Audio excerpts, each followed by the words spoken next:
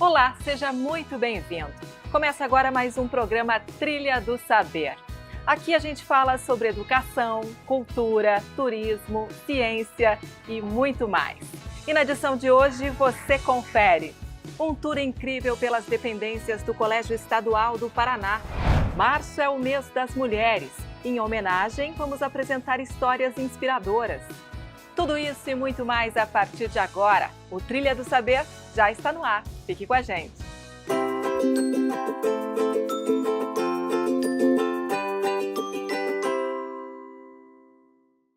O Colégio Estadual do Paraná completa 168 anos. É o mais antigo do estado do Paraná. E a gente te convida agora para fazer um tour pelas dependências da escola.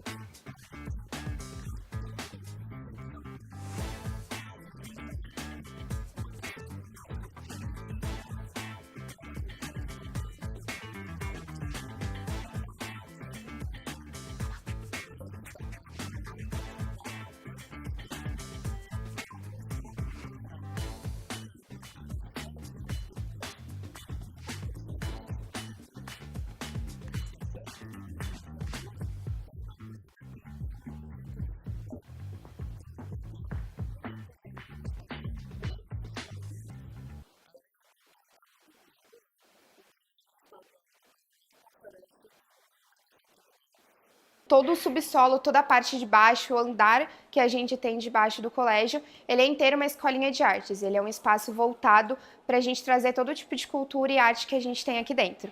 Atrás de mim, mais especificamente, a gente está na área que, além dos alunos também terem aulas, eles também têm os modulados de argila, os modulados de modelagem em argila, que eles também são abertos ao público. Então a gente tem as inscrições internas dos estudantes que são do colégio e querem participar, mas a gente também tem uma parte que ela é reservada para o público externo, então para a comunidade daqui de Curitiba e região que quer fazer parte. Então, sempre que é aberto os formulários, que é aberta a inscrição, sempre são disponibilizados no site do colégio para eles poderem se inscrever e fazer parte. Aqui a gente tem vários modulados de música, então isso inclui aula de piano, aula de violão, aula de canto, tem o coral, a gente tem o modulado de argila, a gente tem o modulado de figurino, tem o modulado de dobradura, de desenho, de pintura. Então a gente consegue abranger vários gostos de várias coisas diferentes que as pessoas podem gostar. Eu cheguei a fazer aula de desenho, que eu gostei bastante, porque os professores eles são sempre muito receptivos, eles estão sempre preparados para ajudar e sanar todas as dúvidas que um aluno pode ter. A gente sempre tem um funcionamento manhã, tarde e algumas modalidades à noite, não são todas. Para os alunos é sempre em todos os turnos, então enquanto estiver tendo aula, enquanto estiver tendo aluno tendo aula aqui dentro, a gente está sempre recebendo eles na escolinha. Mas dos modulados, das atividades extras, elas dependem muito de que tipo. Então tem algumas que tem só em alguns dias da semana e só em alguns turnos, tem outras que tem em todos os turnos, mas só em um dia da semana. Então depende muito de como funciona a programação de cada professor.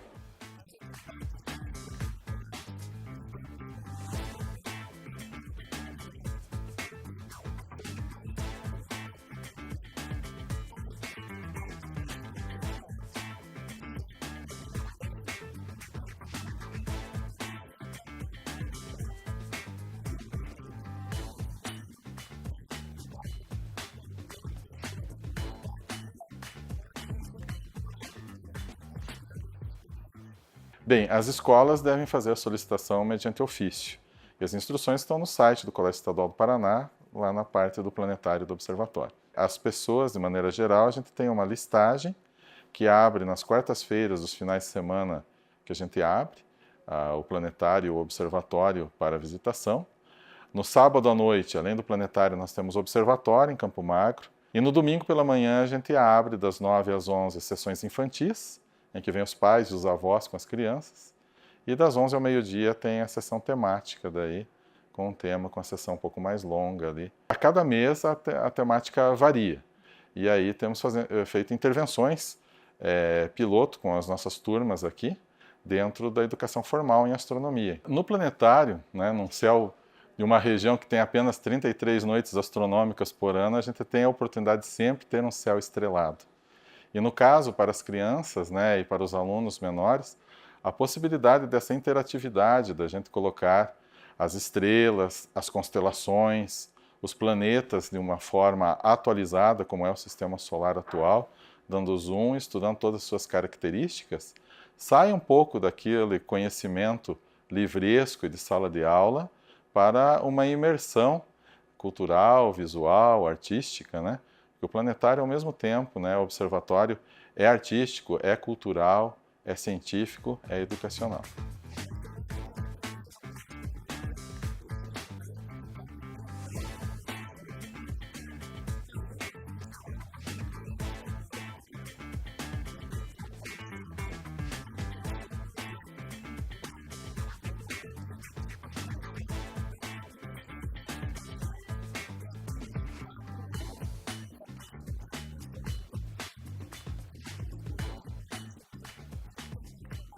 É um projeto da NASA que a gente participou chamado IASC. Esse projeto da NASA ele é aberto para toda a comunidade, de todo mundo, que pode fazer busca. Eles vão disponibilizar um conjunto de imagens que vocês têm que colocar num software. Nesse software ele vai fazer a análise dessas imagens e daí ele vai parecer como se fosse um GIF. Esse GIF vai ter a movimentação das estrelas, vão ser manchinhas pretas, e algumas coisinhas, umas manchinhas pretas se movendo. Essas manchinhas pretas se movendo podem ser um asteroide descoberto ou não. Foram duas pessoas, na verdade, que estavam nesse projeto. Eu e o Gabriel Andreola, que ele é ex-participante da equipe de ciências espaciais.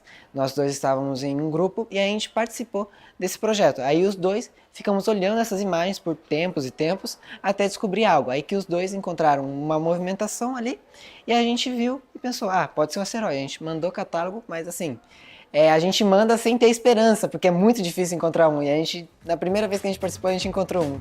Foi muito legal.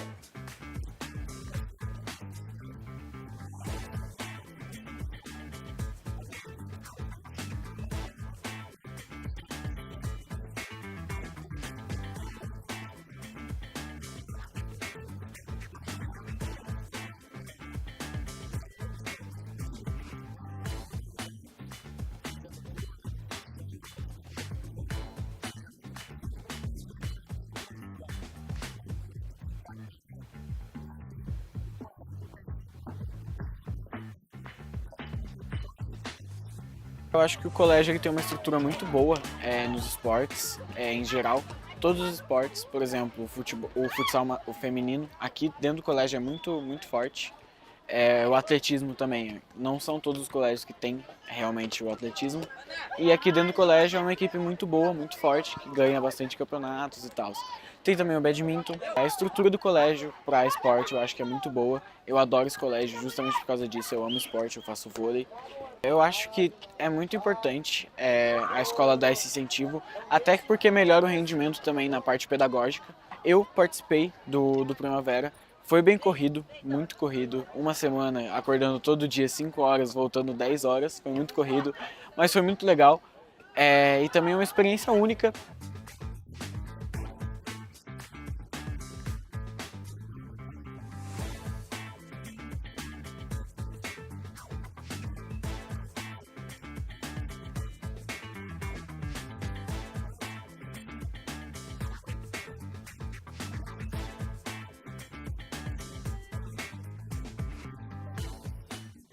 Nós, durante muitos anos, nos organizamos para ter uma sede maior para o museu e para o centro de documentação, visto que o Colégio Estadual do Paraná ele é mais antigo que o próprio Paraná, são 178 anos de história. Nós temos um acervo aqui de peças que poucos museus do Paraná tem, museus do Paraná e do Brasil, museus escolares. E eu ouso dizer com toda certeza que nem museus da Europa têm algumas das peças que nós temos aqui. Em 2013 foi criado o Museu da Escola Paranaense. Nós temos aqui, inclusive, foi do acervo do colégio que se fez a primeira exposição no Palácio Iguaçu do Museu da Escola Paranaense. Nós temos aqui a escrivaninha na qual se assinou a lei. Então, por que é importante um centro de memória? Porque nós preservamos as peças que foram usadas no passado como material didático. Essa peça que nós temos aqui, a Lanterna Mágica. A Lanterna Mágica nós temos em torno de 4 ou 5 no Brasil inteiro. Ela foi, podemos dizer, o avô do retroprojetor, do data show. Como que ela funciona? Projetando daguerrótipos. Os daguerrótipos vieram da França, da coleção de Rolly. Eles eram projetados na parede para que o professor explicasse as peças, dando uma aula de biologia, de ciências e química. E nós temos um espaço que seria como a sala do diretor na época do ginásio paranaense, com uma mesa de época. Então nós temos diferentes tipologias, materiais e documentais que podem ser trabalhadas na pesquisa e para o conhecimento dos estudantes e da comunidade escolar. Semana que vem os alunos do curso de turismo do Colégio Júlia Vanderlei. Júlia Vanderlei, todos os semestres, vem nos fazer uma visita por todo o colégio, pegam o planetário e principalmente aqui o Centro de Memória, por serem alunos do curso de turismo, por ter esse olhar voltado para a pesquisa histórica, mas também o olhar do turismo, do conhecimento de espaços museográficos.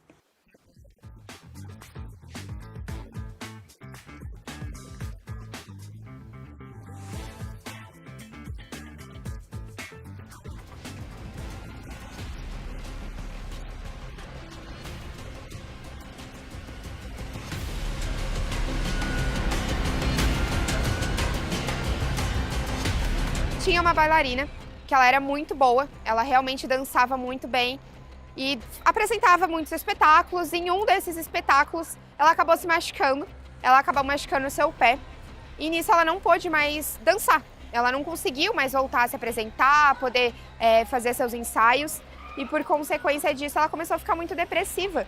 Ela acabou realmente ficando muito mal com isso e ela continuava tendo que frequentar o colégio. E por consequência de todo esse sentimento, de toda essa angústia que ela estava carregando consigo, no relógio do 3º andar, ela acabou tirando a sua própria vida por não conseguir mais dançar. Então ela perdeu o prazer, ela perdeu a felicidade do que era estar viva aqui dentro. E a lenda diz que até hoje, aquele relógio ele está parado no horário em que ela perdeu a sua vida.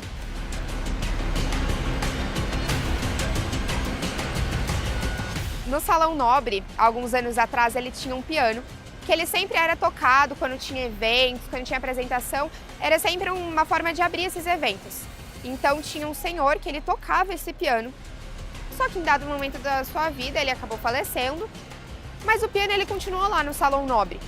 E todas as vezes, todas as noites, os funcionários do colégio sempre ouviam esse piano tocando, mesmo o Salão Nobre estando trancado, mesmo não tendo ninguém, esse piano ele sempre continuava tocando. Tem alguns que dizem que era um rato que andava pelo piano. Eu já acho que não, porque se fosse um rato a gente ia conseguir ver. E ninguém viu um rato em cima do piano, ele só estava tocando ali.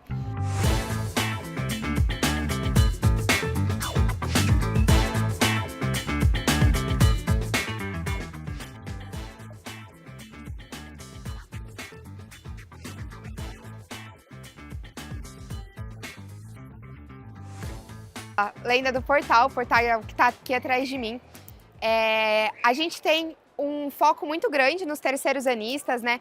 Nos alunos que estão aí para prestar vestibular, para prestar Enem.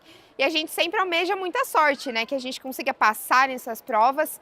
E por conta disso, a lenda desse portal é que, em consequência dele, tem um outro portal na reitoria da UFPR, que fica na mesma direção do portal. E ali na reitoria da UFPR tem um outro portal. Então você passa nesse daqui e você sai naquele, como um modo de dizer que a gente passou na Federal, que a gente passou na UFPR e que o CEP é o espaço que vai te abrir as portas, que vai traçar esse caminho, que vai ter esse portal que vai te levar até a Federal. Boa parte dos estudantes aqui do CEP acabam passando em faculdades públicas e muitos deles na Federal, principalmente na UFPR.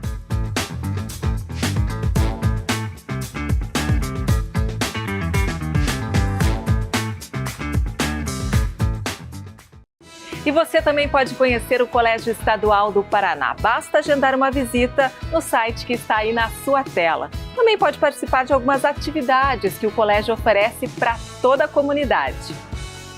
E olha só que história inspiradora. O professor Diego, ele mostrou mesmo que educação transforma. Foi ele que resolveu alfabetizar a própria avó.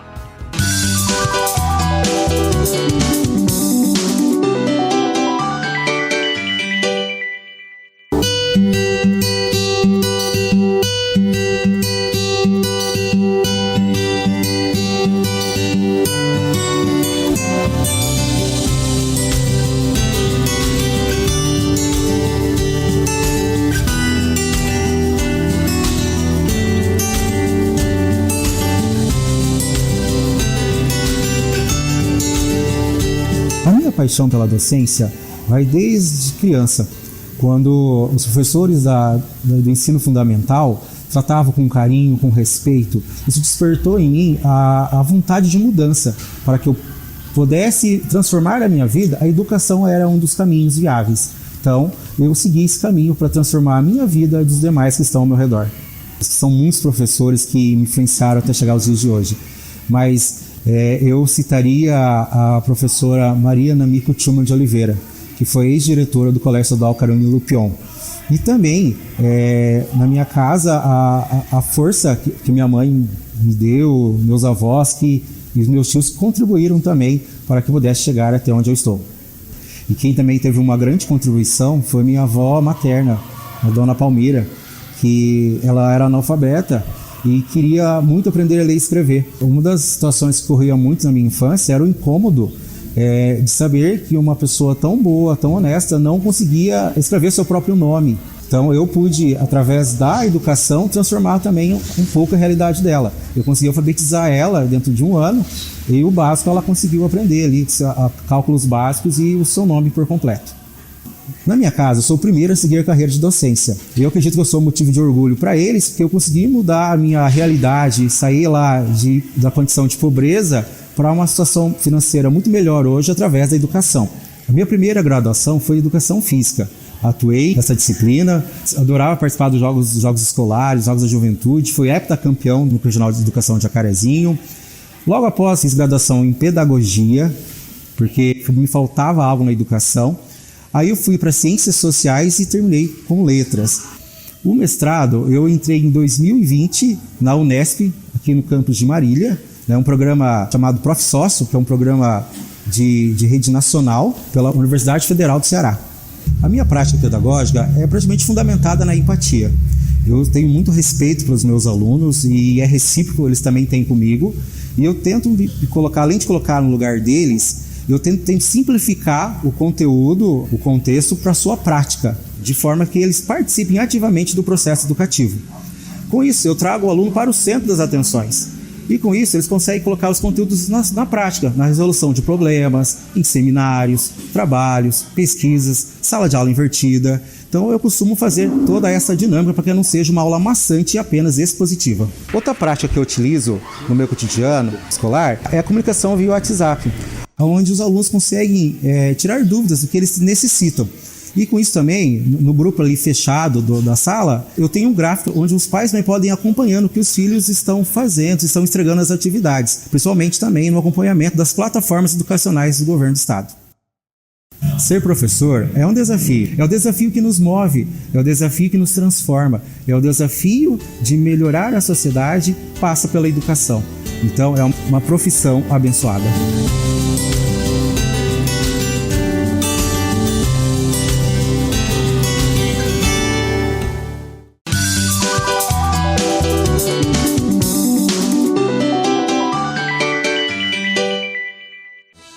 História linda essa do professor Diego e da avó dele, a dona Palmira. Parabéns, formaram uma dupla incrível.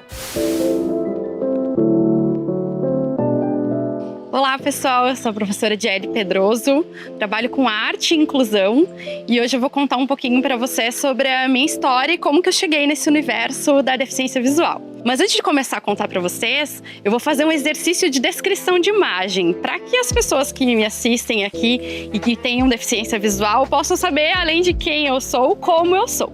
Então eu sou uma mulher de pele branca, cabelos com luzes loiras, castanho claro. Hoje ele está um pouco ondulado. Eu uso um óculos marrom e estou usando uma blusa verde com uma outra blusa mais marrom também por baixo. E eu tô aqui na frente da minha casa, atrás de mim tem uma parede de tijolinhos e hoje o dia tá um pouco nublado. Como que eu cheguei nesse universo, então, aí da deficiência visual? Eu digo que a gente não escolhe, na verdade, trabalhar com isso, né? Eu acabei sendo escolhida dentro de um grande desafio que surgiu para mim quando eu ainda era professora, mas ainda estudante do curso de Educação Artística na Universidade Federal do Paraná. Eu falo que foi o desafio que me fez iniciar nesse trabalho com a inclusão. O desafio de não saber o que fazer. Então, muitos de nós, na nossa formação enquanto professores, não fomos ensinados a trabalhar com a diversidade.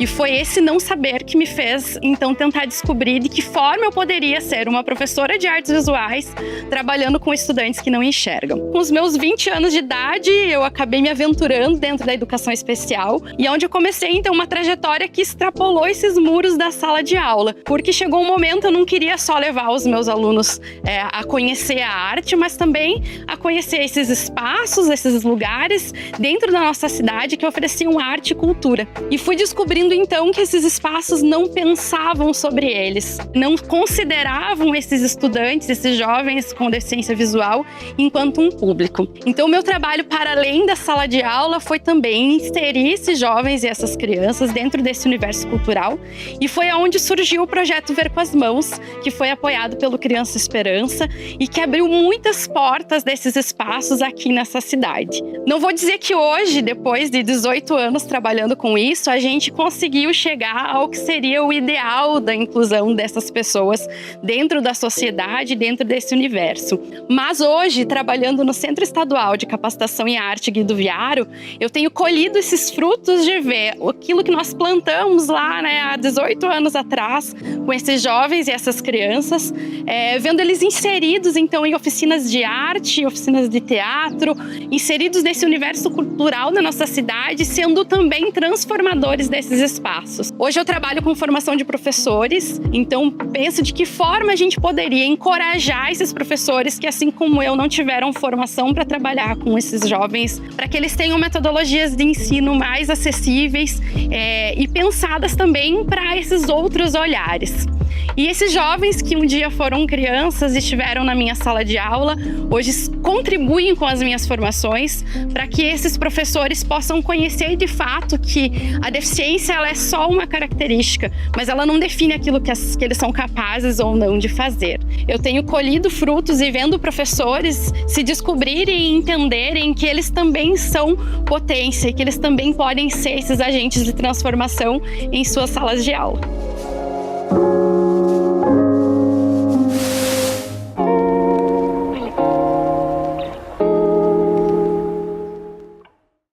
E os nossos alunos da Rede Estadual do Paraná resolveram saber um pouquinho mais sobre inclusão.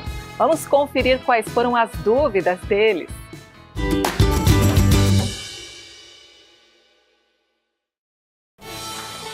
Estudo no Colégio Homero Batista de Barros e queria saber como a gente pode respeitar nossos colegas em inclusão. Que legal, Alice. Que legal saber que você está preocupada em respeitar os teus colegas de inclusão. E aí te digo que a melhor forma é justamente o que você está fazendo, é perguntando, é respeitando ao próximo, independente dele ser da inclusão ou não. Então o respeito perpassa em perguntar para ele, como você quer ser tratado? Como você quer que a gente se manifeste para você? Como você quer que toque em você? Então vamos pegar um exemplo, tem um colega que é autista e que eu percebo que o ruído incomoda. Pergunta a ele, o ruído está te incomodando? Você precisa de auxílio? Tem um colega cego que precisa de ajuda para se deslocar. Pergunta a ele, você quer que eu encoste no seu braço? Você quer encostar no meu braço? Então a melhor forma de respeitar é olhando a individualidade, é dialogando, é olhando para ele com empatia e sim, com esse olhar de atenção, de cuidado, como você está demonstrando aqui na tua pergunta, Alice. Eu estudo aqui no Colégio Estadual Dom Orione, aqui em Curitiba. Eu queria saber quais os direitos que os alunos da inclusão tem na escola. Isso aí, Davi. Importante dizer que os nossos estudantes, público-alvo da educação especial, os nossos estudantes que estão sendo incluídos, eles estão aí justamente por um direito. E eles têm diversos direitos, tal qual você, tal qual todos os demais estudantes. Mas acho que é importante a gente trazer aqui os principais. O primeiro deles, o direito ao respeito e à inclusão. Ah, mas esse ambiente não está pronto, as pessoas não sabem por vezes como lidar. Não interessa, ele tem direito de estar nesse espaço. Cabe a nós, junto com toda a sociedade, olharmos com empatia, com respeito, mas acima de tudo, respeitando esse direito à inclusão deles.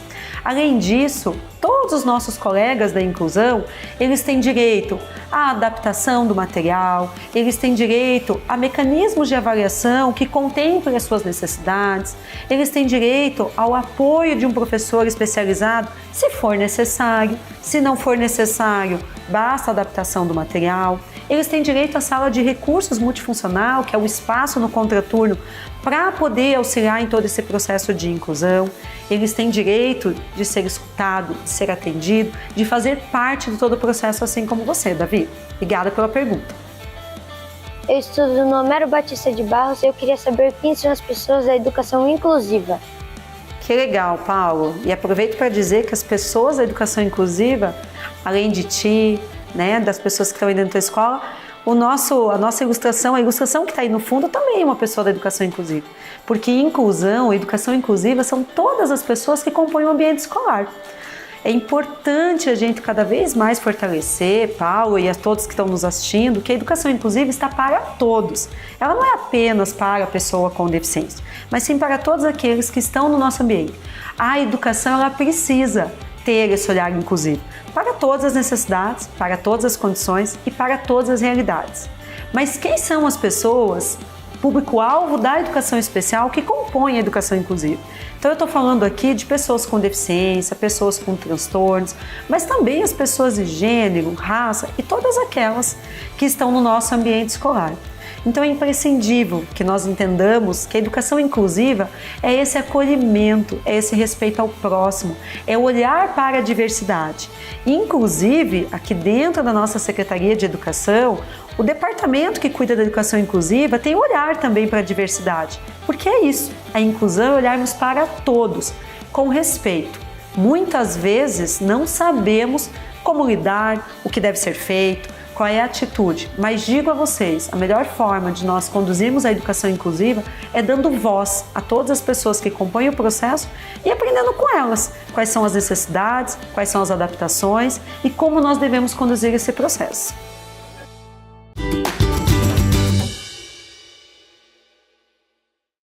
O nosso programa fica por aqui. Você pode acessar esse e outros programas através do QR Code que está aí na sua tela. Lembrando que o programa Trilha do Saber é feito pelo Núcleo de Comunicação Setorial da Secretaria de Educação do Paraná.